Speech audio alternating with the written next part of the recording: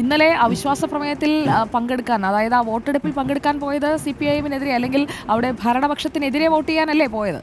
അത് നമ്മളുടെ നിലപാട് നമുക്ക് എപ്പോഴും സ്വതന്ത്രമായിട്ട് വ്യക്തമാക്കാമല്ലോ.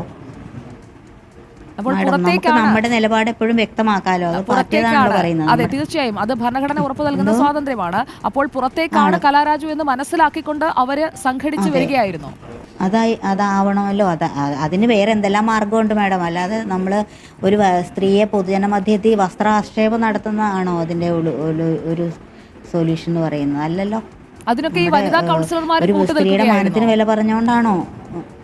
അതെ, അതാണല്ലോ അവരുടെ നയം. വനിതാ കൗൺസിലർമാരാണ് എന്നെ കഴുത്തിന് കുത്തിപ്പിടിച്ച് മുഖത്തടിച്ച് മുടിക്കുത്തിന് പിടിച്ച് വലിച്ച് പുരുഷന്മാരുടെയിലേക്ക് ഇട്ട് കൊടുത്ത് അവിടെ വലിച്ച് വണ്ടിയെ കയറ്റിടാന്നൊക്കെ ആക്രോശിക്കുന്നത് ഞാൻ കേട്ടു. വൈസ് ചെയർമാൻ അത് ചെയർപേഴ്സൺ വനിതയാണ്, ശ്രീമതി വിജയശിവനുണ്ട്.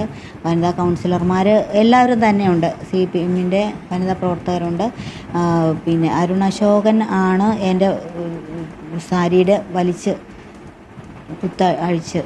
അപ്പോൾ അവിടെ നിന്ന് നമുക്കൊന്ന് മാറണമായിരുന്നു. കാരണം നമ്മളെ വിവസ്ത്രയാക്കി റോഡ് നിർത്തുന്നത് ആത്മഹത്യാപരമല്ലേ മാഡം?